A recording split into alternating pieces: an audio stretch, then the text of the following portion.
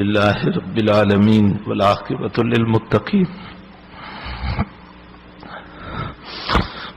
والصلاة والسلام على سيد الأنبياء والمرسلين وعلى آله وصحبه أجمعين. أما بعد، قال الله تعالى: وبشر الصابرين الذين إذا أصابتهم مصيبة قالوا إنا لله وإنا إليه راجعون أولئك عليهم صلوات من ربهم ورحمة وأولئك هم المهتدون.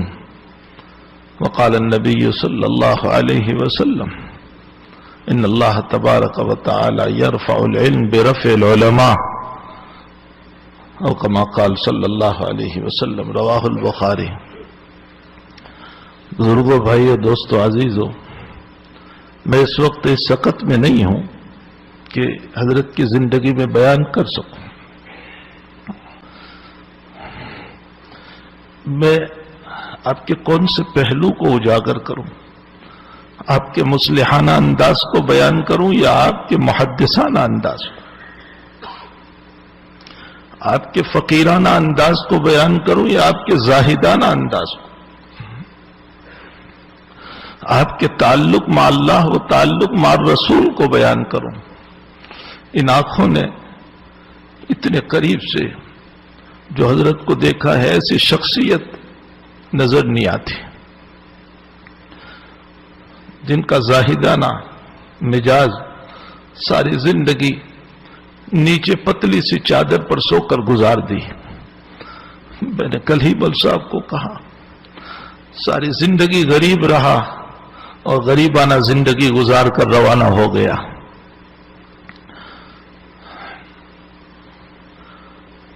یہ مسئلہ مسلم ہے کہ دنیا میں جب انبیاء نہ رہے تو دنیا میں کوئی دوسرا باقی رہ نہیں سکتا ہے. وہ چاہے اولیاء ہو، چاہے محدث ہو، چاہے فقیہ ہو، چاہے زاہد ہو، چاہے صوفی ہو، ہر ایک کو اس دنیا سے رخصت ہونا ہے.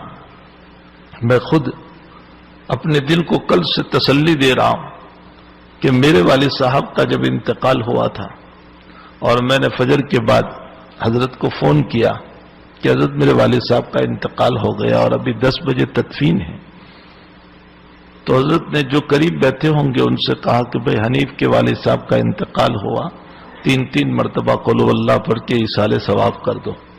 اور پھر مجھے فون پر کہنے لگے، پیارے، جب سارے نبیوں کا سردار مر گیا تو میرا باپ کیا ہوتا ہے، میری ماں کیا ہوتی ہے؟ بس اس لفظ سے مجھے ایسی تسلی ہو گئی.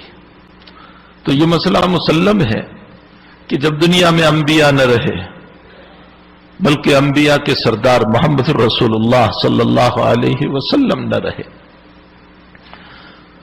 حضرت کے حالات میں جو موت کو بیان کیا ہے روایتوں میں، جناب رسول اللہ صلی اللہ علیہ وسلم کی موت، عالم کا جو صدمہ اور صحابہ کرام کی بے چینی اور صحابہ کا اضطراب اور صحابہ کی کیفیات.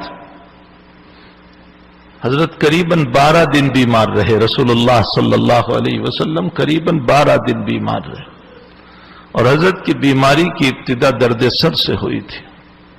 آپ بقیع غرقد میں تشریف لے گئے تھے اور وہیں درد سر آپ کا شروع ہوا اور آپ نے آ کر حضرت عائشہ سے فرمایا، واہ عائشہ، میرا سر میں بہت درد ہے.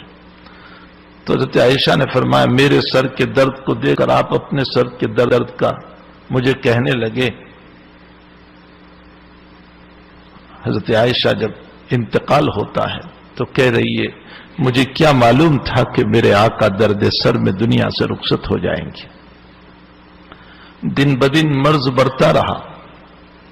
جمعرات کو عشاء کی نماز میں حضرت کی بیماری میں بہت اضافہ ہو گیا اور نبی کریم صلی اللہ علیہ وسلم نے فرمایا، مروا ابا بکر ان یصلی بالناس، ابو بکر سے کہو کہ میری جگہ نماز پڑھائیں. حضرت عائشہ کی چاہت یہ تھی کہ ابا جی نہ پڑھائیں اور حفصہ کی چاہت یہ تھی کہ میرے والد صاحب پڑھائیں. اس لیے کہ حفصہ کے دل میں یہ تھا کہ آج حیات نبوی میں جو امام بنا وہ وفات رسول کے بعد بھی امام رہے گا تو میرے ابا کا مقام ہو جائے. اور عائشہ کی چاہت یہ تھی کہ حضرت کا حلیہ یہ بتا رہا ہے کہ اب رہنے والے لے نہیں ہیں، لوگ کہیں میرے والد کو منحوس نہ کہیں کہ جب سے ابو بکر مصلی پر آیا تب سے حضور مصلی پر نہیں آئے۔ تو عائشہ کے دل میں تھا کہ میرے باپ کو کوئی منحوس نہ کہے، اور حفصہ کے دل میں تھا کہ میرے والد امام بن جائیں۔ حضرت سے درخواست کی کہ حضرت ابو بکر رقیق القلب ہے، نماز نہیں پڑھا پائیں گے، آپ عمر سے فرمائیے۔ حضرت نے فرمایا مرو ابا بکر ان یصلی بالناس۔ 4 مرتبہ کہنے کے بعد حضرت نے فرمایا انتن صواحبات یوسف، تم یوسف پر جو الزام لگا تھا وہ سہیلیاں معلوم ہوتی ہو، یعنی ظاہر کچھ ہے اندر میں کچھ ہے تمہارے۔ حضرت صدیق اکبر رضی اللہ، یہ حضور کا اشارہ تھا اس بات کی طرف کہ میرے مصلی پر ابو بکر ہی رہے گا، اس لیے کہ میرے مرنے کے بعد میرا نائب بھی ابو بکر ہی رہے گا، یہ اشارہ تھا اس بات کی۔ سنیچر کو حضرت پر بار بار غشی طاری ہو رہی تھی، آپ نے اپنے اوپر مشکیزے پانی کے دلوائے۔ میں صرف ان باتوں کو اس لیے تذکرہ کر دیتا ہوں کہ کچھ دل کو سکون ہو جائے۔ مشکیزے پانی کے دلوائے اور پھر فرمایا ظہر کی نماز ہو گئی؟ فرمایا حضرت آپ کا انتظار ہے۔ فرمایا اچھا مجھے مسجد میں لے چلو۔ تو ایک طرف چچا عباس اور ایک طرف حضرت علی دونوں کے کندھے پر ہاتھ رکھ کر اللہ کے نبی اپنے پاؤں گھسکتے ہوئے مسجد میں تشریف لے گئے۔ ابو بکر مصلی پر تھے، ایک طرف ہو گئے، حضرت مصلی پر پہنچے اور بیٹھ کر نماز پڑھائی، اور ابو بکر مکبر بنے۔ یہ ایک سنیچر کی نماز تھی، اور اس کے علاوہ ایک نماز اور ہے، اور پیر کے دن صبح فجر کی نماز کے بعد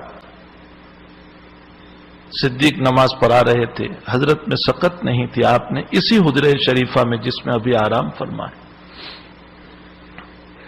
بیٹھ کر آپ نے نماز پڑھی، اور پھسلتے پھسلتے دروازے کے پاس گئے، چونکہ ہمت نہیں تھی چلنے کی، اور یوں پردہ ہٹایا اور اپنے صحابہ کو دیکھنے لگے۔ ابو بکر نماز پڑھا رہے تھے، حضرت مسکرائے، صف یہاں تک تھی دروازے کے قریب۔ صحابہ فرماتے ہیں کہ کنکھیوں سے ہم نے جب نبی کو دیکھا تو ہمیں اتنی خوشی تھی کہ دل میں یہ ہوا کہ شاید حضرت تشریف لائیں گے، اور اس خوشی کی وجہ سے قریب تھا کہ ہم نماز توڑ دیتے، لیکن حضرت مسکرائے اور مسکرا کر پردہ ڈال دیا اور پھر اندر تشریف لے گئے۔ محدثین بحث فرماتے ہیں کہ حضرت کیوں مسکرائے؟ اکثر محدث نے یہ لکھا ہے کہ حضرت کی مسکراہٹ اس بات پر تھی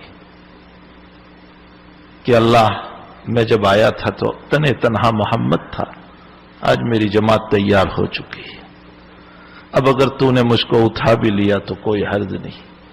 اس پر حضرت کو ہنسی آئی۔ حضرت شیخ مولانا محمد زکریا صاحب کاندلوی ثم المہادر المدنی نور اللہ مرقدہ فرماتے ہیں کہ محدثین کی بات میرے سر پر، لیکن میرے دل میں بھی ایک خیال گزرتا ہے کہ حضرت کو مسکراہٹ اس لیے آئی، ہنسی اس لیے آئی کہ جب اپنے مصلی پر ابو بکر کو دیکھا تو دل میں آیا کہ اللہ تو نے مجھ کو اٹھا بھی لیا تو کوئی حرج نہیں، میرا ابو بکر میری امت کو سنبھال لے گا۔ اور واقعتاً ابو بکر نے سنبھالا۔ نماز کے بعد صدیق اکبر کمرے میں تشریف لائے، بیٹی ہی تھی، پردے کا کوئی سوال نہیں تھا، حضرت کے چہرے پر نور بہت تھا۔ تو صدیق اکبر نے فرمایا کہ حضرت آج طبیعت بڑی اچھی ہے آپ کی۔ نبی اکرم صلی اللہ علیہ وسلم سے فرمایا حضرت آپ کی طبیعت آج بڑی اچھی لگتی، اگر آپ کی اجازت ہو تو میں مقام صنح پر جا کر آؤں، ایک جگہ تھی مدینے سے قریب۔ حضرت نے فرمایا ہو آؤ۔ صدیق اکبر وہاں پہنچے اور اطلاع ملی کہ اللہ کے نبی دنیا سے رخصت ہو گئے۔ جو غار کا ساتھی، جو ہجرت کا ساتھی، جو حضر و سفر کا ساتھی، جو ہر وقت کا ساتھی، وہ موت کے وقت وہاں ہے۔ جیسے اطلاع پہنچی دورے دورے آئے، سیدھے حجرہ شریفہ میں چلے گئے، یمنی چادر آپ پر اڑائی گئی تھی، آپ کی چہرے سے چادر ہٹائی صدیق اکبر نے اور پیشانی پر بوسہ دیا اور فرمایا لا یجمع اللہ علیک موتتین یا رسول اللہ، اللہ کے حبیب، اللہ آپ پر دو موتوں کو جمع نہیں کرے گا۔ اس کے بہت سارے مطالب محدثین نے بیان فرمائے۔ ایک مطلب یہ ہے کہ ابھی جو وفات ہو گئی، قبر میں جانے کے بعد جب آپ زندہ ہوں گے تو قیامت تک زندہ رہیں گے۔ اور ایک دوسرا مطلب یہ بیان کیا کہ حضرت آپ بھی مر جائیں اور آپ کی شریعت بھی مر جائیں، یہ نہیں ہو سکتا ہے۔ آپ دنیا سے گئے لیکن آپ کی شریعت قیامت تک زندہ رہے گی۔ یہاں محدثین نے سوال کیا کہ حضرت کا چہرہ انور منور تھا، ابھی تو صدیق دیکھ کر گئے کہ بڑے اچھے ہیں، اور ابھی کیا ہو گیا تھوڑی دیر میں؟ حضرت شیخ رحمت اللہ علیہ نے لکھا ہے، حضرت مولانا زکریا صاحب رحمت اللہ علیہ، کہ اہل اللہ کے چہرے پر مرنے سے پہلے اللہ ان کی عبادتوں کا نور ڈال دیتا ہے۔ عالم شرط نہیں ہے، یاد رکھنا، کوئی بھی ہو، عالم ہو غیر عالم ہو، اللہ کا نیک بندہ ہونا چاہیے۔ فرمایا کہ اہل اللہ کے چہرے پر اللہ مرنے سے پہلے عبادت کے انوار ڈال دیتا ہے، اور انہی نور کو دیکھنے والے صحت سمجھ لیتے کہ یہ صحت ہو گئی۔ فرمایا جب اولیاء اللہ کے انوار کا یہ عالم تھا تو جناب رسول اللہ صلی اللہ علیہ وسلم کی عبادتوں کے انوار کا کیا کہنا؟ فرمایا انہی انوار کو صدیق اکبر نے صحت سمجھ لیا، ورنہ یہ صحت نہیں تھی، وہ عبادتوں کے انوار تھے جو آپ کے چہرے پر جھگمگا رہے تھے۔ میں نے آج جب حضرت کا فوٹو دیکھا انتقال کے بعد کا، وہ چہرہ منور، وہ بھرا ہوا چہرہ شیخ کا، میں نے جب آج فوٹو دیکھا میں نے کہا ایسا معلوم ہو رہا ہے کہ اللہ نے تیری عبادت کا سارا نور تیرے چہرے پر ڈال دیا ہے۔ اللہ کے حبیب پاک صلی اللہ علیہ وسلم کی تدفین ہوئی، بخاری شریف میں ہے کہ حضرت انس رضی اللہ تعالیٰ عنہ جب دفن کر کے تشریف لائے تو حضرت فاطمہ الزہرا رضی اللہ تعالیٰ عنہ، بہرحال بیٹی ہے، فرمایا انس اپنے نبی کو دفن کر دیا تم نے، اور اپنے نبی کی قبر پر مٹی ڈالتے ہوئے تمہارے ہاتھوں میں ہچکچاہٹ نہیں آئی؟ تم نے اپنے نبی پر مٹی ڈال دی؟ حضرت انس نے فرمایا ہمارا جی بھی نہیں چاہتا تھا، لیکن نبی ہی کا حکم تھا، ہمیں اس پر عمل کرنا پڑا۔ بہرحال میرے بھائیوں، جب امام الانبیاء دنیا سے تشریف لے گئے تو پھر کیا شیخ اور کیا پیر اور کیا استاذ اور کیا محدث اور کیا فقیہ، ہر ایک کو اس دنیا کو چھوڑ کر جانا ہے۔ لیکن صدمہ اس بات کا ہوتا ہے کہ اہل اللہ کے پاؤں تلے بہت سارے فتنے دبے ہوئے ہوتے ہیں۔ اللہ والوں کے پاؤں کے نیچے اللہ تعالیٰ بہت سارے فتنوں کو دباتا ہے۔ جب وہ اٹھتے ہیں تو فتنوں کے دروازے کھلتے ہیں۔ اہل اللہ کے اٹھ جانے سے وہ اللہ والے، وہ علماء، وہ مشائخ کہ جن کے سینے اللہ کی یادوں سے تربتر تھے، جب وہ دنیا سے رخصت ہوتے ہیں تو حقیقت یہ ہے کہ علم بھی ان کے ساتھ چلا جاتا ہے۔ اب وہ حدیثانہ دقیق بحثیں ہم کہاں سے سنیں گے؟ محدثانہ بحثیں ہم کہاں سے؟ عجیب و غریب حضرت بحث فرمایا کرتے تھے۔ ابھی رمضان سے قبل خرور جب تشریف لائے تو بخاری شریف کے درس کے درمیان حضرت نے وزن اعمال پر گفتگو کرتے کرتے، یہ تو ایک دو مثال ہے ورنہ میں کہاں بیان کروں گا حضرت کے محدثانہ انداز کو، وزن اعمال پر گفتگو کرتے کرتے فرمایا کہ ایک قول یہ ہے نامہ اعمال تولے جائیں گے، اور حدیث بطاقہ پیش کی جو ترمذی شریف کی روایت ہے کہ 99 دفتر گناہوں کے ہوں گے، اور پھر اللہ ایک پرچی نکالے گا، لا الہ الا اللہ اس میں لکھا ہوگا اور وہ جھک جائے گی۔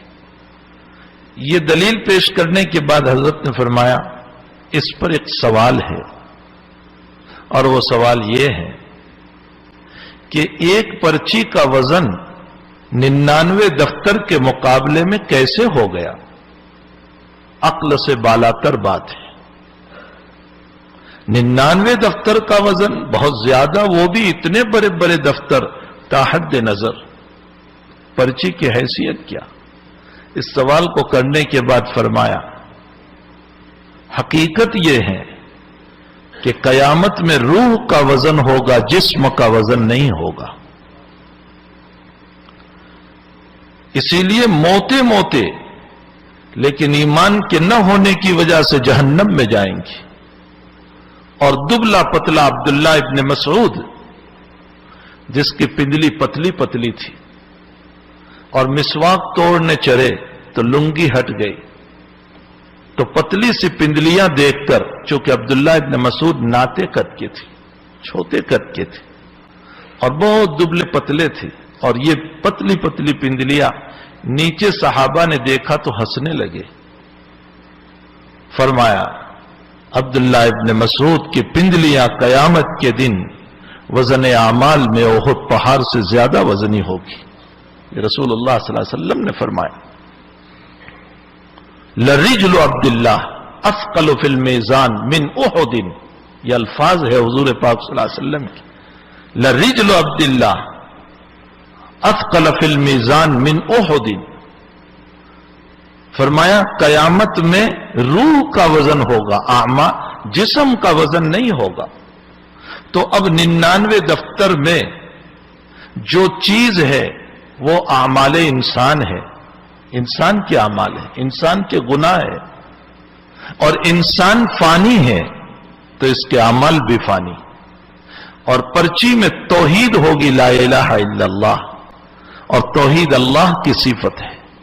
جو باقی ہے اللہ باقی، اس کی صفت بھی باقی، تو بقا کے مقابلے میں یہ سب فنا ہو جائے گا۔ یہ جو جواب دیا، اس کے بعد حضرت نے ختم بخاری پر گھر میں آرام فرمایا، 3 بجے اٹھے، جو کچھ بات کرنا تھا۔ مجھے امریکہ سے ایک بڑے عالم کا میسج آیا میرے فون پر کہ میری 75 سال کی عمر ہو گئی، میں نے زندگی میں پہلی مرتبہ یہ بات سنی، اور اتنی مدلل طریق پر۔ تو حضرت جب اٹھے تو چائے پیتے پیتے میں نے کہا کہ حضرت یہ ایک عالم صاحب کا میسج آیا، حضرت نے جو آج صبح بات پیش کی۔ حضرت نے فرمایا میں نے بھی اپنی زندگی میں آج پہلی مرتبہ کہی، میں نے کسی کتاب میں نہیں دیکھا، مجمع میں کوئی مخلص ہوگا اس کی توجہ سے اللہ نے میرے دل پر ڈال دی۔ ایسی تو بے شمار محدثانہ گفتگو ہے۔ جب بخاری شریف پر آتے تھے تو جو احادیث کو کھولتے چلے جاتے تھے، روایتوں کے اوپر وضاحت کرتے چلے جاتے تھے، اور ایسی دقیق سے دقیق بات۔ کتاب العلم کے اندر مجھے بات یاد آ گئی، اہل علم موجود ہیں، ان کے لیے بہت بڑا سہارا ہوگا، دلیل ہو جائے گی، اس لیے کہ آج کل بہت سارے ان باتوں کا انکار کرتے ہیں۔ کتاب العلم میں واقعہ موسیٰ علیہ السلام کو امام بخاری نے پیش کیا طلب علم کے لیے نکلنے پر۔ تو موسیٰ اور خضر کا جو واقعہ چلا، اس میں 3 واقعے پر حضرت موسیٰ علیہ السلام کو حضرت خضر نے فرما دیا کہ فراق بینی و بینک، اور اس کے بعد تینوں کی حقیقت بیان کی۔ یہ تو ہے پوری روایت۔ اس کے بعد نبی علیہ السلام اس واقعے کو بیان کرتے ہوئے جو جملہ فرماتے ہیں، فرمایا لو سکت موسیٰ، اگر موسیٰ خاموش رہتے تو اور بھی باتیں خضر سے کھلتی چلی جاتی۔ حضور پاک صلی اللہ علیہ وسلم فرما رہے اگر موسیٰ خاموش رہتے تو اور بھی باتیں کھلتی چلی جاتی۔ اب یہاں شیخ نے استدلال کیا، اس سے یہ معلوم ہوتا ہے کہ اہل اللہ کی باتوں کو سننا اور اہل اللہ کی کرامتوں کو سننا یہ حضور پاک صلی اللہ علیہ وسلم کے جملے سے ثابت ہوا۔ آج کل لوگ کہتے ہیں کیا کرامتیں ہوتی ہیں، ان کو کیا سنا جائے، کیا معلوم سچی جھوٹی۔ خود اللہ کے نبی تمنا فرما رہے ہیں کہ اگر موسیٰ خاموش رہتے تو اور واقعات کھلتے۔ معلوم ہوتا ہے اہل اللہ کی کرامتوں کو، ان کی باتوں کو سننا یہ حضور پاک صلی اللہ علیہ وسلم نے بھی پسند فرمایا۔ تو اس طرح پر استدلال فرماتے تھے روایت سے کہ طبیعت ہل جاتی تھی۔ ایک جگہ پہنچے تو گفتگو کرتے ہوئے فرمایا احناف نے محرم کی شرط میں 3 دن 3 رات کی قید لگائی، 3 ایام و لیالیہا میں محرم شرط، اور استدلال بخاری کی روایت سے ہے کہ 3 دن 3 رات یعنی سفر شرعی ہو تو محرم شرط۔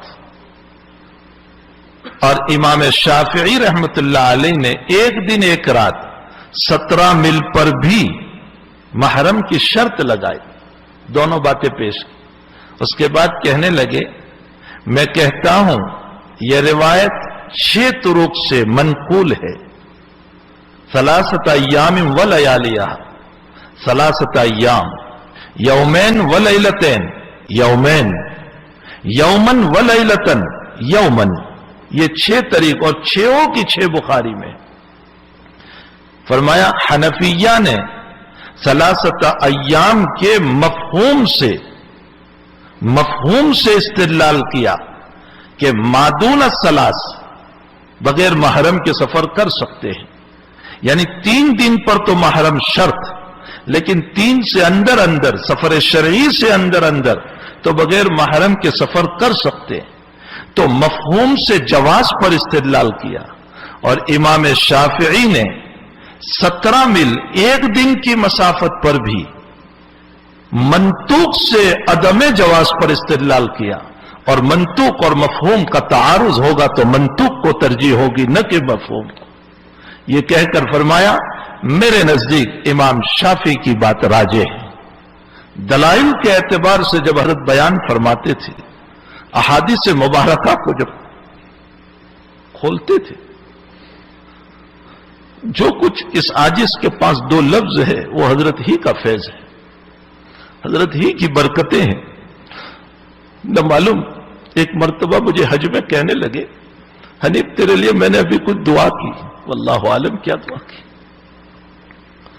بہرحال محدثانہ انداز سے جب گفتگو فرماتے تھے روات پر، الفاظ حدیث پر، اور حوالے جات کی بھرمار کرتے تھے، اور عبارتوں کی عبارتیں زبانی پڑھتے چلے جاتے تھے، ایسا معلوم ہوتا تھا کہ جیسے رات کو یاد کر کے آئے ہوئے ہیں، حالانکہ وہ برسوں پہلے دیکھا ہوا ہوتا تھا۔ اور یہ تو حدیثانہ انداز، اور پھر اس کے ساتھ ساتھ زاہدانہ انداز حضرت کا، ساری زندگی نیچے سو کر گزار دی۔ میرے گھر پر آئے 20 سال سے کھرور آ رہے تھے دارالعلوم کے اندر، 20 سال سے شاید 2 مرتبہ پلنگ کے اوپر سوئے، ورنہ جب بھی آئے نیچے ہی سو گئے، کبھی اوپر نہیں سوئے۔ آخرت کا استحضار اتنا تھا کہ روتے بہت تھے، بات بات میں رونا، بات بات پہ رونا، اور یہ کہا کرتے تھے قبر میں جاؤں گا، مجھ سے سوال ہوگا، میں جواب دے پاؤں گا یا نہیں دے پاؤں گا۔ آخرت کا استحضار۔ ہمیشہ ہمیں نصیحت کرتے تھے کثرت سے درود شریف پڑھو، اور فرماتے تھے میرے حضرت نے مجھ کو کہا ہے، یعنی حضرت شیخ رحمت اللہ علیہ نے جب مجھے اجازت دی تھی تو مجھے یوں کہا تھا یونس ہمیشہ درود شریف کا اہتمام کرنا، اس لیے کہ میں نے اس کے بڑے فائدے دیکھے۔ اور فرمایا تکبر نہ کرنا، حضرت شیخ رحمت اللہ علیہ نے فرمایا یونس تکبر نہ کرنا، اپنے آپ کو حقیر سمجھنا، اپنے آپ کو چھوٹا سمجھنا۔ ہمیں بھی یہی نصیحت کرتے تھے۔ ایک مرتبہ جملہ فرمایا کہ علامہ محمد بن طاہر پتنی رحمت اللہ علیہ نے مجمع البحار میں فرمایا ہے ان للعلم طغیان کطغیان المال، جیسے مال کا ایک پراؤد اور غرور ہوتا ہے، علم کا بھی ایک پراؤد اور غرور آ جاتا ہے۔ فرمایا جب علم کا پراؤڈ آتا ہے تو مجمع البحار میں محمد بن طاہر پتنی رحمت اللہ علیہ فرماتے ہیں کہ وہ عالم اپنے جہنم کے راستے کو ہموار کر رہا ہے۔ میرے عزیزو، اگر اہل علم ہے تو اس بات کو یاد رکھ کے اپنے علم پر پراؤڈ نہ کرے، غرور نہ کرے۔ ہم نے حضرت کو کبھی کسی کی تنقید کرتے نہیں دیکھا۔ اختلاف رہا، حضرت کو بعض مسائل میں اختلاف رہا بعض علماء سے، لیکن کبھی کسی کی تنقید نہیں، کبھی کسی کی برائی نہیں، کبھی کسی کی اس طرح تردید نہیں کہ عوام کے دل میں کوئی مسئلہ پیدا ہو جائے۔ علامہ ابن حمام رحمت اللہ علیہ کے اوپر ہمارے سبق کے درمیان حضرت نے ایک جملہ کہہ دیا تھا۔ سائے حجازی اور سائے عراقی پر جب بحث آ گئے تو لمبی بات ہے، علمی بات ہے، وہ آپ نہیں سمجھ پاؤ گے۔ بہرحال امام ابو یوسف رحمت اللہ علیہ مدینہ شریف تشریف لے گئے، فرمایا میرا مناظرہ ہوا 50 ابناء صحابہ سے۔ امام ابو یوسف فرماتے ہیں تو 50 ابناء صحابہ اپنے سا کو لے کر آئے۔ امام ابو یوسف کہتے ہیں کہ میں نے اس کو ناپا تو وہ 5.25 رطل کا تھا، یعنی سائے عراقی نہیں تھا، سائے حجازی تھا۔ امام ابو یوسف کہتے ہیں فرجعت فی هذه المسألة الى سائے الحجاز، میں نے سائے عراقی سے سائے حجازی کی طرف رجوع کیا۔ علامہ ابن حمام رحمت اللہ علیہ کہتے ہیں کہ یہ واقعہ غلط ہے، امام ابو یوسف نے کوئی رجوع نہیں کیا، اور دلیل امام ابو یوسف کی ابن حمام نے یہ پیش کی کہ امام ابو یوسف رحمت اللہ علیہ کے علوم کے حامل امام محمد ہے۔ امام محمد نے امام ابو یوسف کے تمام علوم کو نقل فرمایا ہے۔ اگر یہ مسئلہ صحیح ہوتا اور یہ مسئلہ واقعتاً ہوا ہوتا تو امام محمد ضرور اس بات کا تذکرہ فرماتے، لیکن امام محمد نے اپنی 6 کتابوں میں کسی کتاب میں اس کا ذکر نہیں فرمایا۔ اس کا مطلب یہ واقعہ غلط ہے۔ یہاں تک کہ بات ابن حمام کی پیش کی شیخ نے، اور اس کے بعد فرمایا میں کہتا ہوں کہ امام ابو یوسف رحمت اللہ علیہ نے اپنے قلم سے، اپنے ہاتھوں سے، اپنی کتاب القضات میں یہ واقعہ لکھا ہے، اور صاحب کتاب جب اپنا واقعہ لکھ رہا ہے تو تردید کی کیا گنجائش ہو سکتی؟ کیسے تردید کی جائے؟ میں کہتا ہوں ابن حمام کے پاس علم کم تھا، بس حضرت نے جوش میں کہہ دیا ابن حمام کے پاس علم کم تھا۔ اس کے بعد سبق ختم ہو گیا۔ دوسرے دن سبق میں آتے ہی رونا شروع کر دیا زارو قطار، اور فرمایا بچوں کل میں نے ابن حمام پر ایک جملہ کہہ دیا تھا کہ علم کم تھا۔ فرمایا نانا ابن حمام کا علم بہت تھا، اگر ابن حمام کی پاؤں کی راکھ مجھے کوئی لا کر کے دے دیں تو میں اسے اپنا سرما بنا لوں گا۔ فرمایا ان کا علم بہت تھا، حقیقت یہ ہے کہ کتاب القضات ابن حمام کو پہنچی نہیں ہوگی، اس لیے انہوں نے یہ کہا، اگر کتاب پہنچی ہوتی تو یہ نہ فرماتے، اس انداز سے فرماتے تھے کہ اکابر کی تنقیص لازم نہ آئے۔ آج ہمارا حال یہ ہو گیا کہ ہم 2 مسئلے نہیں جانتے ہیں کہ اپنے بزرگوں کے اوپر تنقید، اپنے بزرگوں پر تبصرہ۔ ایک صاحب نے صاحب ہدایہ سے متعلق کہہ دیا، ابھی نووارد طالب علم فارغ ہو کر آیا ہے 1-2 سال کا، صاحب ہدایہ سے متعلق کہہ دیا کہ صاحب ہدایہ کے پاس سلیقہ نہیں تھا۔ میرے بھائیوں، ہمیں کیا آتا ہے کہ ہم اپنے اکابر پر تنقید کریں، ہم اپنے بزرگوں کی توہین کریں؟ اور یہ یاد رکھیں جنہوں نے بزرگوں کی توہین اور تنقید کی ہے ان کی نسلوں میں دین تو بہت دور کی بات، ان کی نسل خرافات پر چلی جاتی ہے۔ مولانا قمر الزمان صاحب دامت برکاتہم سے میں نے ایک واقعہ سنا۔ مولانا نے فرمایا کہ میرے مدرسے کا واقعہ ہے، بیت المعارف کا، الہ آباد کا۔ ایک مدرس صاحب نے ایک طالب علم کو کسی مسئلے پر 2 تھپڑ مارے تو اس کے والد نے اٹھا کر اس مدرس کو مارا، اس کی توہین کی۔ وہ اللہ والے مدرس تھے، وہ دل کی یادوں سے بھرے ہوئے مدرس تھے۔ ان کا بچہ 22 سال کی عمر میں شیعہ بن گیا، تشیع میں چلا گیا، خرافات میں مبتلا ہو گیا، ضلالت میں مبتلا ہو گیا۔ اسی لیے حضرت ہمیشہ ہم کو کہتے تھے کہ اگر بزرگوں کی کوئی بات دلائل کی روشنی میں تمہیں غلط بھی معلوم ہو تو اس کو بیان کیا جائے لیکن تنقیس نہ کی جائے. تردید اور تنقیس کبھی ہونی نہیں چاہیے. یہ حضرت کا ایک مزاج تھا. تو میں بھی اہل علم سے گزارش کرتا ہوں کہ میرے بھائیوں، میں ایک چھوٹا سا طالب علم ہوں، اکابر پر تنقید نہ کرو، تنقیس نہ کرو. حضرت گنگوہی نور اللہ مرقدہ نے لکھا ہے، آج بھی آپ دیکھ سکتے ہیں حضرت کی کتاب میں ہے، کہ جنہوں نے اپنے بزرگوں پر تنقید کی اور تنقیس کی، اللہ مرنے کے بعد ان کا چہرہ، موت کے بعد ان کا چہرہ قیامت تک قبلے کی طرف رہنے نہیں دیتا، ان کے چہرے کو پھیر دیتا ہے. اور گنگوہی نے لکھا ہے کہ اگر میری بات پہ یقین نہ آتا ہو تو تنقید کرنے والوں کی قبر کھول کر دیکھ لو. اتنی پختگی کے ساتھ حضرت نے فرمایا ہے. تو تنقید سے باز آئیں، تنقید سے باز آئیں. یہ تو اکابر کے باب میں ہوا. خود ہم اہل علم آپس میں بھی ایک دوسرے کی تنقید نہ کریں، تنقیس نہ کرے.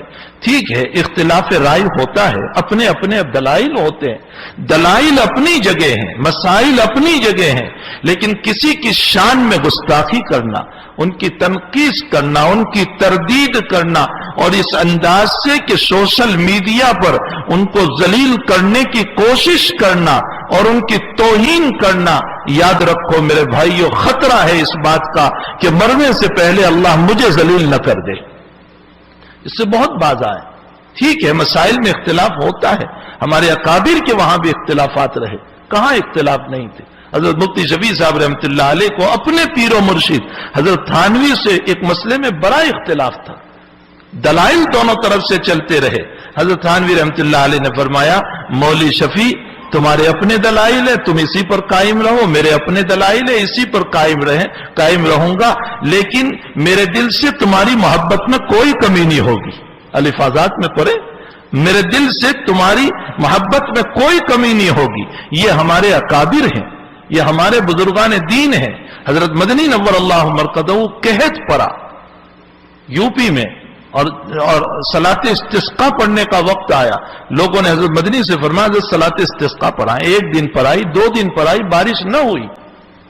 حضرت مولانا اصغر حسین صاحب سے سیاسی اختلاف تھا. حضرت مدنی کو آپ جو ہیں کانگریسی تھے اور حضرت اصغر حسین صاحب لیگی تھے، ایک سیاسی اختلاف تھا. لیکن تیسرے دن حضرت مدنی جب نماز کے لیے تشریف لائے تو مولانا اصغر حسین صاحب نے فرمایا، مولانا حسین صاحب آج نماز آپ نہیں پڑھاؤ گے، میں پڑھاؤں گا.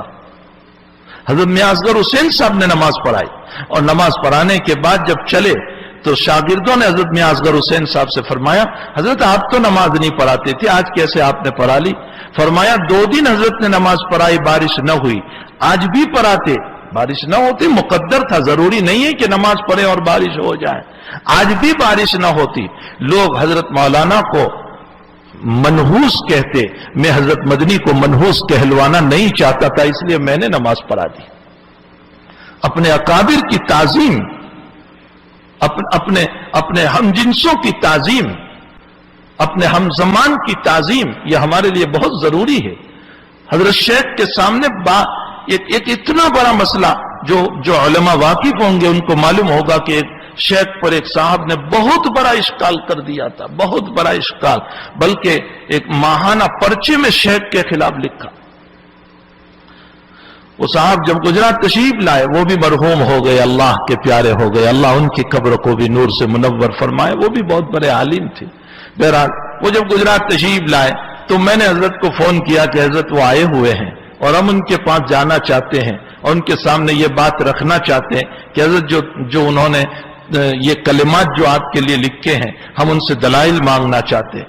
حضرت نے فرمایا، خبردار خبردار خبردار، ان سے کچھ نہ کہیں. یہ الفاظ ہیں. میرے ساتھ اور بھی بہت سارے علماء تھے. ہم نے راستے سے فون کیا، کیم چوراہے سے. حضرت نے فرمایا، خبردار خبردار خبردار، ان کو ایک لفظ نہ کہیں. بہت ممکن ہے میرے عیوب سے ان کو کچھ چھیتے کا پتہ چلا ہو، اس لیے کہا ہوگا. تمہیں ان کو کچھ کہنے کی اجازت نہیں ہے. اللہ انہیں بھی معاف کرے، مجھے بھی معاف کرے. میں اس لیے زندگی پیش کر رہا ہوں کہ یہ ہمارے بزرگوں کی زندگی ہے، یہ ان کی طرز زندگی ہے. پوری زندگی حضرت نے کبھی کسی کا دل نہیں دکھایا. ضرور طبیعت میں حدت تھی، تیزی تھی، بول دیتے تھے کبھی، لیکن فوراً معافی مانگتے تھے. مولانا طارق جمیل صاحب کو حضرت جب پاکستان تشریف لے گئے تھے تو یہ تو طالب علم تھے مولانا طارق صاحب تو، اور حضرت کی خدمت کرتے تھے، پاؤں دباتے تھے، حضرت کو وضو کراتے تھے، طالب علم تھے وہاں. اس کے بعد جب حضرت کی ملاقات حج میں ہوئی تو حضرت نے مولانا طارق صاحب کو دانت دیا، حضرت 5 سال پہلے، اور فرمایا طارق تم بیان کرتے ہو اور بیان کی وجہ سے تم میں غرور آ چکا ہے، اپنی اصلاح کی ضرورت ہے. یہ کہہ کر بہت سخت داتا، بہت سخت داتا. پھر 2-3 سال گزر گئے. ابھی 2 سال پہلے پھر مولانا ملنے گئے مولانا طارق صاحب. تو شیخ نے فرمایا طارق میں تمہیں تلاش کر رہا تھا کہ تم کب آؤ گے، اس لیے کہ میں نے 2-3 سال پہلے تمہیں داتا تھا، اب میری زندگی کا بھروسہ نہیں، میں تم سے معافی مانگنا چاہتا ہوں. تو سنو مولانا کا جملہ، مولانا طارق صاحب کا. حضرت آپ نہیں سنا ہوگے تو کون کہے گا ہم کو، اس لیے کہ ہمارے سر پر بڑوں کی ضرورت ہے. اگر آپ ہماری تربیت نہیں کریں گے تو ہمارا غرور اور تکبر ہمیں پامال کر دے گا. تو حضرت نے فرمایا طارق تم میں صلاحیت ہے، طارق تم میں صلاحیت ہے. عجیب و غریب ہستی تھی، عجیب و غریب، زاہدانہ زندگی اتنی کہ کبھی ایک پیسہ اپنے پاس نہیں رکھا. 6 سال پہلے ایک صاحب نے 25,000 روپے حضرت کو دیے. اس کے 4 مہینے کے بعد ان صاحب نے حضرت کو کہا کہ حضرت وہ زکوٰۃ کے تھے. تو حضرت نے فرمایا تمہیں مجھ کو کہنا چاہیے تھا، میں نے تو مہمانوں میں استعمال کر لیے. اب اس کے بعد 25,000 نکالنا شروع کیا، اور کتنے نکالے، خود میرے ہاتھ سے 2.5 لاکھ تو دے چکے ہیں. میں جب بھی جاتا ہوں بعض لوگوں کے ہدایہ ہوتے ہیں، میں پیش کرتا ہوں، کہانی گن لو کتنے ہیں. وہ 25,000 زکوٰۃ کے میرے سر آ گئے تھے، جاؤ مدرسے میں دے دو. 2.5 لاکھ کے قریب تو میں نے دیے، لیکن وہ 25,000 دیتے ہی رہے، دیتے ہی رہے، دیتے ہی رہے. میرے انداز کے مطابق 6 لاکھ سے زائد دے چکے ہوں گے. اور فرمایا مجھے اطمینان نہیں ہو رہا ہے، مجھے اطمینان نہیں ہو رہا ہے. فرمایا یہ زکوٰۃ کی رقم یہاں کیسے آ گئی؟ جو آیا بس تقسیم کر دیا، جو آیا اپنے پاس. کچھ ایک صاحب مجھے 2 سال سے $5,000 ہدیہ دیتے تھے شیخ کے لیے. میں نے حضرت کو پہلی مرتبہ جا کر دیے، کہا میں کیا کروں گا اس کو. پھر کہا اچھی بات ہے پاسپورٹ کی پرس میں رکھ دے تاکہ مجھے سفر میں یاد رہے. اور ایک صاحب یہاں سے مجھ کو 3 سال سے $500 ہدیہ دیتے، وہ بھی رکھ دیتے تھے. جب حج میں اور عمرے میں تشریف لے جاتے تو مکے اور مدینے میں جو حفظ قرآن کی مجلسیں چلتی ہیں، ان مجلسوں کے سارے طلباء اور مدرسوں پر سب تقسیم کر دیتے. اتنا ہی نہیں، حضرت کا مزاج جب 3 سال بیمار ہوئے مدینہ شریف میں، تو ابو بکر بن لادن جو مکے اور مدینے کا اتنا بڑا کانٹریکٹر، حرمین شریفین کا اتنا بڑا آدمی، وہ عیادت کے لیے آیا اور وہ سونا لایا اور حضرت کو تھیلی میں پیش کیا. تو حضرت سوئے ہوئے تھے. فرمایا کیا ہے اس میں؟ ملی یونس صلی اللہ علیہ وسلم کو کہا کیا ہے اس میں؟ تو ملی یونس رندیرا نے کہا کہ حضرت اس میں سونا ہے. فرمایا میں کیا کروں گا اس کو؟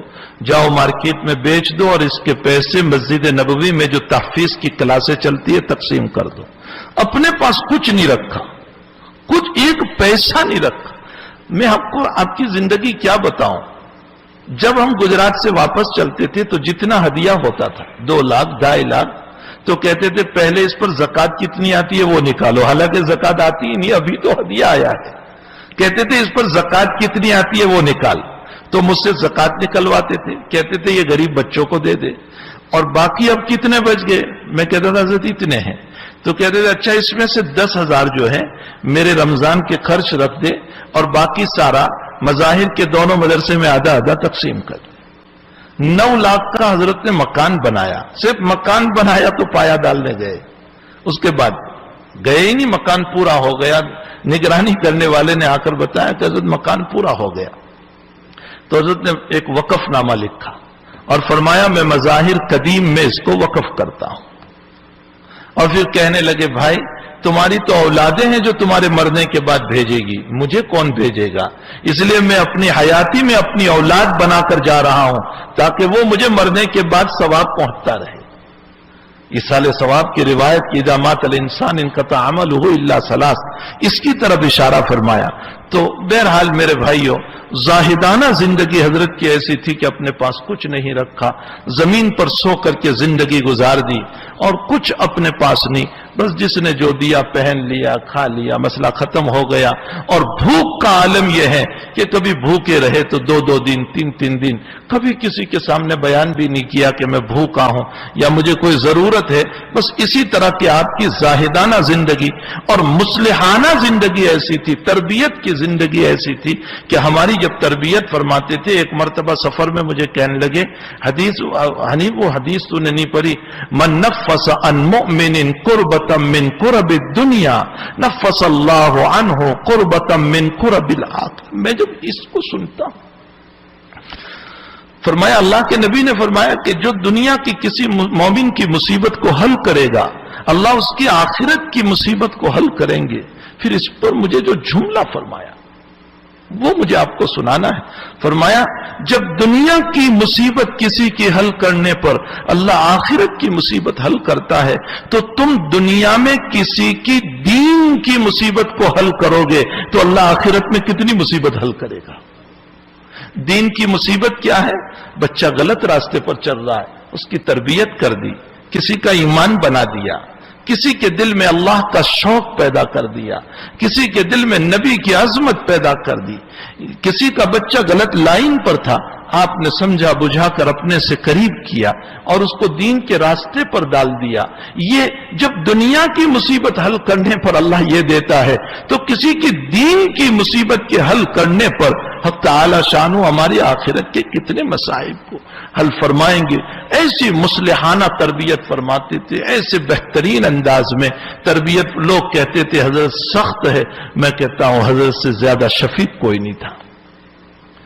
دور سے ایسا لگتا تھا کہ حضرت سخت ہے، لیکن جب قریب جاتے تھے اور جو پیار آپ دیا کرتے تھے، جو محبت آپ دیا کرتے تھے، جو اخلاق اور سنت نبوی علی صاحب الصلاۃ والسلام کے ڈھانچے میں اتنے ڈھلے ہوئے تھے، اتباع نبوی میں ایسے ڈھلے ہوئے تھے. کبھی ہم نے ایسا کیا کہ جب چپل یا جوتا یا موزے پہنانے کی باری آئی اور غلطی سے ہم نے بائیں ہاتھ بائیں پاؤں میں اگر پہلے ذرا بھی ڈال دیا تو یوں مارتے تھے، کہتے تھے سلیقہ نہیں آیا تم میں، ابھی تک نبی کی بغاوتوں ہی میں زندگی گزار رہے ہو. یہ جملہ کہتے ابھی تک نبی کی بغاوتوں ہی میں زندگی گزار رہے ہو، تمہیں نبی کا پیار کب ملے گا اگر نبی کے طریقوں پر نہیں چلو گے. تو بہت ڈانٹتے تھے، سنت نبوی کا بڑا اہتمام کروایا کرتے تھے، بہت زیادہ. ساری زندگی سنت نبوی کے خلاف کبھی نہیں سوئے. ہم نے دیکھا ہی نہیں کہ سنت نبوی کے خلاف کبھی سوئے ہو. مکہ شریف میں ٹیک لگا کر یوں بیٹھے ہوئے تھے، کسی نے چاکلیٹ دی، بڑے بڑے مالدار لوگ بیٹھے ہوئے تھے، یوں بیٹھ گئے سیدھے اور سیدھے بیٹھ کر چاکلیٹ کھائی. اب وہ مالدار لوگ ٹیک لگا کر بیٹھے ہوئے تھے اور کھا رہے تھے آئس کریم. حضرت پہلے سیدھے بیٹھ گئے، منہ میں چاکلیٹ رکھی اور اس کے بعد سب کو کہا سیدھے بیٹھ کر کھاؤ. میرے آقا نے پوری زندگی ٹیک لگا کر کبھی نہیں کھایا. وہاں تو کوئی پڑی ہی نہیں تھی کہ یہ مالدار ہے، اس کی دولت اور اس کا ہدیہ بن ہو جائے گا، یہ مجھے کچھ دے گا نہیں، کوئی سوال ہی پیدا نہیں ہو. فرمایا سیدھے بیٹھ کر کھاؤ. ہمارا حال یہ یوں ٹیک لگا کر کے ہم کھاتے ہیں، آئس کریم ہو یا فروٹ ہو یا کیا کیا ہو. فرمایا اللہ کے نبی نے ما اکل رسول اللہ صلی اللہ علیہ وسلم طعاما متقیا قط، اللہ کے نبی نے کبھی بھی ٹیک لگا کر کھانا نہیں کھایا، سیدھے بیٹھ کر کھاؤ. سنت نبوی کا بڑا اہتمام کروایا کرتے تھے، بہت زیادہ اہتمام. ایک مرتبہ سفر میں ہم لے کر چل رہے تھے، رات کی تھکاوٹ تھی، تہجد میں نہیں اٹھ پائے. فجر کی نماز کے بعد پورا مجمع ایسے بیٹھا ہوا تھا اور ہم جو 2-4 شاگرد خدام تھے ساتھ میں تھے. حضرت نے دانتنا شروع کیا. فرمایا کمینوں مردودوں تم نے فجر تہجد نہیں پڑھی. کہنے لگے شیخوخت بگاڑتے ہو، شیخوخت بگاڑتے ہو. فرمایا اللہ کے وہاں نام نہیں چلتا، کام چلتا ہے. بڑے بننے سے کچھ نہیں ہوگا. فرمایا کام کرو اس کا. دنیا میں تمہارے باپ کو بھی کام پسند ہے تو اللہ کو بھی کام پسند ہے. اور پھر فرمایا بہت دل کی بات حضرت نے فرمائی. فرمایا ڈاکٹروں کے پاس روزانہ آتے جاتے رہو، کوئی شفا ہو رہی ہوگی؟ صرف آنے جانے سے کیا ہوگا؟ ارے تمہارا زکام بھی اچھا نہیں ہوگا جب تک کہ ڈاکٹر سے مرض بیان کر کے دوا نہ لو. فرمایا اللہ والوں کے پاس، پیر کے پاس روزانہ ساتھ میں رہنے سے اور میری سائیکل گھسیٹنے سے کچھ نہیں ہوگا جب تک کہ اپنی اصلاح کی فکر نہ کرو. سخت طریق پر ہماری پکڑ کی. جب میں چھوڑنے گیا پھر سہارنپور تو کہنے لگے حضرت کہ حنیف بہت داد دیا. میں نے کہا حضرت آپ کی صلواتیں ہمارے لیے سوغات ہے، آپ کا داتنا ہمارے لیے تو سوغات ہے. ہماری تربیت کون کرے گا؟ ہمیں کون بنائے گا؟ یہ غرور تکبر سے کون نکالے گا؟ ہمیں تواضع کی زندگی میں کون لے جائے گا اگر ہمارے بڑے ہمیں اس طرح پر نہ داتے؟ بہرحال مصلحانہ زندگی حضرت کی ایسی تھی کہ اس طرح تربیت فرماتے تھے. اس طرح پر ایک مرتبہ حضرت مفتی احمد صاحب خلوت میں ملنے کے لیے آئے تو میں نے کہا حضرت مفتی صاحب تشریف لائے اور کچھ بات کرنا چاہتے. کہا اچھی بات ہے، بلا لے. بلا لیا. پھر کہنے لگے احمد سنو. پھر کچھ باتیں ہوئی. اس میں حضرت نے خاص طور پر جملہ فرمایا احمد تربیت اولاد پر نگاہ رکھو، تربیت اولاد پر نگاہ رکھو. اور پھر فرمایا علماء کا حال یہ ہے کہ اپنی اولادوں کی فکر نہیں کرتے.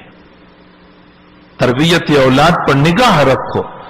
اس طرح کے کئی اس انداز سے حضرت تربیت فرماتے تھے کہ دل کو کبھی چوٹ بھی نہیں لگتی تھی. محبت اور پیار کے اندر بہت اچھے انداز میں تربیت فرمایا کرتے تھے.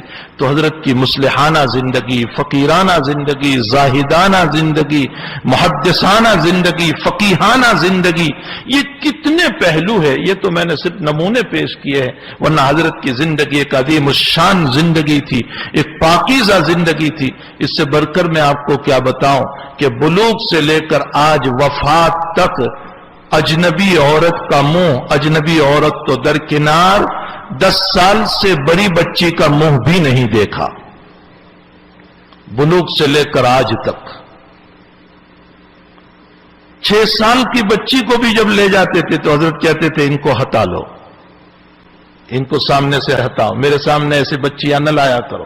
حالانکہ 6 سال کی بچی میں کیا پردہ ہوتا. کچھ عورتیں بیعت ہونے آئی تو میں نے کہا حضرت کچھ عورتیں بیعت ہونے آئی تو کہا دیوار کے پیچھے بھی تھا. میں نے کہا حضرت پردے میں ہے تو کہا پردے میں ہے، میں نہیں دیکھتا، وہ تو مجھے دیکھ رہی ہے. فرمایا میرے نزدیک دونوں طرف سے ممنوع ہے، پردے میں بھی تھا. اور پھر اس کے بعد حضرت نے بیعت کے کلمات بلوا لیے. اور حضرت جب بھی تلقین فرماتے تھے، میں آپ کو بھی کہتا ہوں وہ باتیں، حضرت جب بھی تلقین فرماتے تھے کہ کیا عمل کرو گے تو حضرت فرماتے تھے رب اغفر ورحم وانت خیر الراحمین. فرمایا یہ دعا بھی ہے اور استغفار بھی ہے، کثرت سے پڑھو، رحم بھی ملے گی، توبہ بھی ملے گی. رب اغفر ورحم وانت خیر الراحمین. پھر فرماتے تھے استغفار کثرت سے کرو، فرماتے تھے درود شریف کثرت سے پڑھو. اور چوتھی بات حضرت فرماتے تھے قرآن شریف کو خوب پڑھو. جب بھی کوئی جاتا تھا حافظ ہو، ایک لطیفہ یاد آیا، فرمایا حافظ ہو، انہوں نے کہا عالم ہوں. کہا چل احمق. میں نے یہ پوچھا کہ عالم ہے؟ میں نے پوچھا حافظ ہو تو کہا نہیں. پھر دوسرے سے پوچھا حافظ ہو؟ کہا جی. فرمایا نوافل میں روزانہ 1 پارہ پڑھو. اور عوام کو کہتے تھے اندر دیکھ کر 1 پارہ. حضرت کا معمول یہ تھا اس رمضان کی عید تک کا، عید کے بعد کا میں نہیں کہہ سکتا، عید تک کا معمول یہ تھا کہ روزانہ 3 پارے پڑھتے تھے. ابھی تک کا معمول. روزانہ 3 پاروں کا معمول تھا. تو یہ حضرت کے وظائف تھے جو دیا کرتے تھے. رب اغفر وارحم وانت خیر الراحمین. کثرت سے استغفار، کثرت سے درود شریف اور تلاوت قرآن کی بڑی فکر ہوتی تھی. فرماتے تھے تلاوت قرآن خوب کرو. اور کئی مسائل ہے بخاری شریف کے جو خواب میں براہ راست رسول اللہ صلی اللہ علیہ وسلم سے حل فرمائے. کئی خواب ہے. اللہ کے نبی کو تو بار بار خواب میں آپ نے زیارت فرمائی. ایک مرتبہ روایت آئی، شروع بخاری شریف کا زمانہ تھا. ایک دو بات عرض کر دوں. بخاری شریف کا زمانہ تھا. روایت جب آئی کہ اللہ کے حبیب پاک صلی اللہ علیہ وسلم نے پیالے میں پانی ہاتھ رکھا اور پانی ابلنے لگا، تو وہاں محدثین بحث کرتے ہیں کہ پانی بڑھ رہا تھا یا انگلیوں سے پانی نکل رہا تھا. عام علماء فرماتے ہیں کہ انگلیوں سے نکل رہا تھا، اس لیے کہ کمال معجزہ تبھی ہے. اور شیخ الاسلام ابن تیمیہ فرماتے ہیں کہ پانی بڑھ رہا تھا. شیخ نے درس میں ابن تیمیہ کی تردید کی اور فرمایا پانی سے پانی کا بڑھنا کمال نہیں ہے، وہ تو کنویں میں بھی بڑھتا ہے. یہاں تو اصل معجزہ بتانا تھا. کمال معجزہ یہ ہے کہ انگلیوں سے نکل رہا ہو. یہ بات درس میں فرمائی. رات میں دیکھا رسول اللہ صلی اللہ علیہ وسلم تشریف فرما ہے، پیالہ ہے اور ہاتھ رکھا ہوا ہے اور پانی بڑھ رہا ہے. حضرت شیخ رحمت اللہ علیہ حیات تھے. حضرت کو یہ خواب پوچھا تو حضرت نے فرمایا کل کیا سبق پڑھایا تھا یونس تم نے؟ تو پورا سبق ریپیٹ کیا. جب اس حدیث پر پہنچے تو حضرت نے فرمایا کہ اللہ کے نبی تجھے یہ بتانا چاہتے ہیں کہ یہ امر موہوم ہے. یہ بھی ہو سکتا ہے کہ پانی بڑھ رہا ہو اور یہ بھی ہو سکتا ہے کہ انگلیوں سے نکل رہا ہو. ایک پر تیقن کر کے دوسرے کی تردید کیوں کی؟ نبی تجھے یہ بتانا چاہ رہے ہیں. ایسے کئی خوابات ہیں. اور استحزار روایت، جیسے ابھی حضرت مولانا نے کہا، استحزار روایت تو یہ تھا کہ حضرت شیخ اپنی مجلس میں کہتے تھے ابھی یونس یہ روایت کہاں ہے؟ حضرت کہتے تھے حضرت فلاں فلاں جگہ پر یہ روایت ہے. یہ طالب علمی کے زمانے کا آپ کا حافظہ تھا کہ وہ روایت بیان کرتے چلے جاتے تھے، اور اسی لیے حضرت نے اعتماد کر کے آپ کو بخاری شریف دی. تو بہرحال کئی مرتبہ اللہ کے نبی علیہ السلام کی زیارت اور اللہ کی زیارت بھی 2 مرتبہ ہوئی. اللہ کی زیارت بھی آپ نے خود ایک مرتبہ تذکرہ فرمایا. مولانا اسماعیل صاحب واری علیہ الرحمہ جو انگلینڈ میں انتقال کر گئے، سلسلہ نقشبندیہ کے حضرت پیر غلام حبیب صاحب رحمت اللہ علیہ کے اجل خلفاء میں سے، جن کا ایک بڑا بچیوں کا دارالعلوم ہے لنکاسٹر میں. حضرت مولانا اسماعیل صاحب کے سامنے شیخ نے خود کہا تھا کہ کچھ رب کریم کی زیارت اس حادث کو بھی ہوئی. تو میرے بھائیوں، آخر اس سے قرب ہوگا تبھی تو زیارت کا مسئلہ ہوا، اس سے نبی سے تعلق ہوگا تبھی تو زیارت کا مسئلہ ہوا. اور اتنی زیارتیں کہ ہماری عقلیں حیران ہیں. میرے بھائیوں، ایسی شخصیت دنیا سے روانہ ہو گئی. ایسی شخصیت دنیا سے روانہ ہو گئی. 50 سال بخاری شریف پڑھائی. اور شیخ نے اس وقت خط لکھا تھا کہ میرے تدریس کے 46 سال ہوئے اور اس میں میری بخاری کے 41 سال ہوئے. شیخ نے اس میں لکھا اور جب تم 46 سال پڑھاؤ گے تو مجھ سے آگے ہوں گے اور اللہ تمہارے علم میں برکت دے. یقیناً حضرت شیخ زکریا نے 41 سال بخاری شریف پڑھائی اور شیخ یونس صاحب نے 50 سال بخاری شریف پڑھائی. اور تدریس کے کل 55 سال کے قریب ہوئے، یعنی 55 سال آپ نے پڑھایا. پہلے 4 سال اور کتابیں، اور 1388 سے لے کر آج 1437 تک مسلسل بخاری شریف کا درس دیتے چلے آئے. ایسی مقدس ہستی دنیا سے روانہ ہو گئی. اللہ تعالیٰ نے عجیب و غریب زندگی عطا فرمائی تھی. نکاح بھی نہیں کیا، بغیر نکاح کے زندگی گزار دی. علم حدیث سے حدیث فرماتے تھے میں نے کتابوں سے شادی کر لی ہے. میں نے بس ایک ہی جملہ تھا، میں نے کتابوں سے، اور اسی میں زندگی آپ نے گزار دی. اور اسی کے ساتھ ہمارے مولانا اسماعیل صاحب بدات رحمت اللہ علیہ، وہ بھی حضرت شیخ کے خلیفہ میں سے تھے. بڑے زاہد، بڑے نیک، بڑے متقی، ہر وقت قرآن پڑھنے والے، تلاوت کرنے والے. مدینہ المنورہ میں پوری زندگی گزار دی اور وہیں پر نبی علیہ السلام کے دیار میں کل ہی وہ اللہ کے پیارے ہو گئے. ہر وقت تلاوت قرآن. اور دونوں حضرت شیخ کے خلیفہ تھے، دونوں ہی چہیتے تھے، دونوں ہی پیارے تھے. اور میں ایسے موقع پر میرے رفیق، میرے دوست جو مجھے تعزیت کے لیے فون کر رہے ہیں، میں ان کو کہہ رہا ہوں کہ اس وقت تو پوری امت تعزیت کی مستحق ہے، سبھی کو تعزیت کی ضرورت ہے۔ ان شخصیتوں کی بنیاد پر ہمارے مولانا یونس سلمہ، میں کبھی بھی ان کو بھول نہیں سکتا۔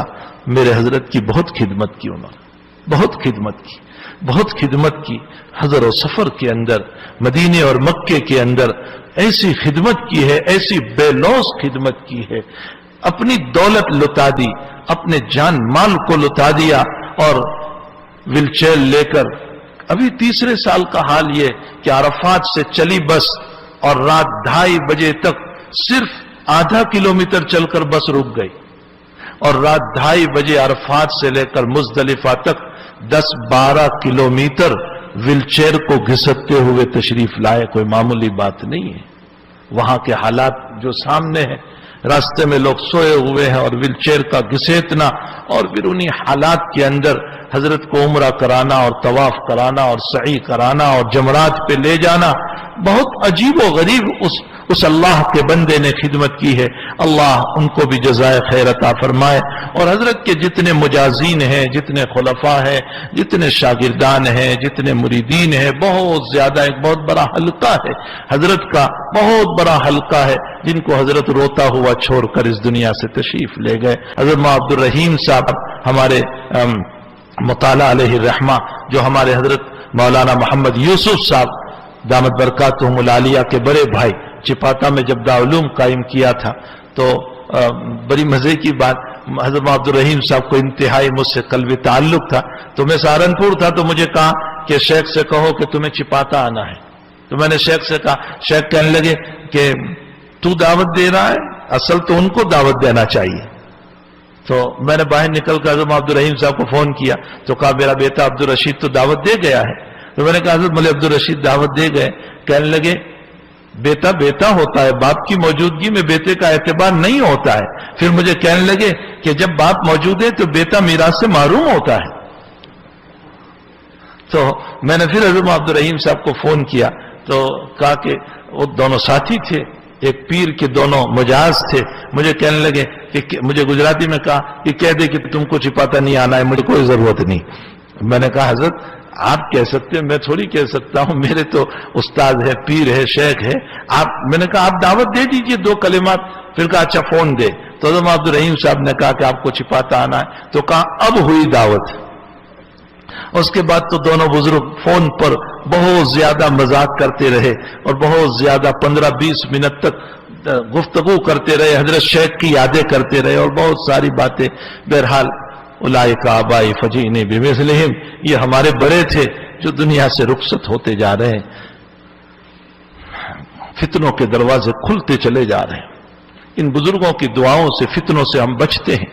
میرے بھائیوں، جو اللہ والے اس وقت زمین پر موجود ہیں، ان کی قدر کرو، ان کی قدر کرو، ان کے نقش قدم پر چلو، ان کے طریقوں پر چلو، وہ جو بتائیں اس کے مطابق زندگی گزارو۔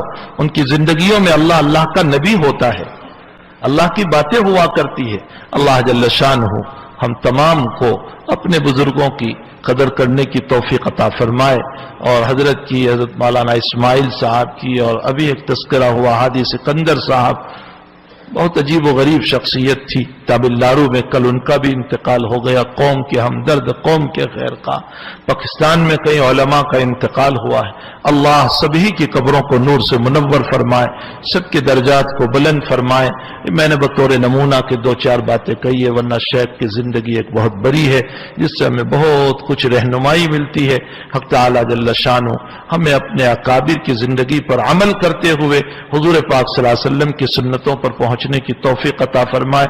دوبارہ میری علماء سے گزارش ہے، آپس کے اختلاف سے بچو، محبت سے رہو، پیار سے رہو، ایک دوسرے کی تنقیص نہ کرو، ایک دوسرے کی بدنامی کا کوئی لفظ ہم استعمال نہ کریں جس کی وجہ سے ہمارے ہی ہم جنس، ہمارے ہی علماء کا دل دکھ جائے اور ان کے دلوں کو ٹھیس پہنچے۔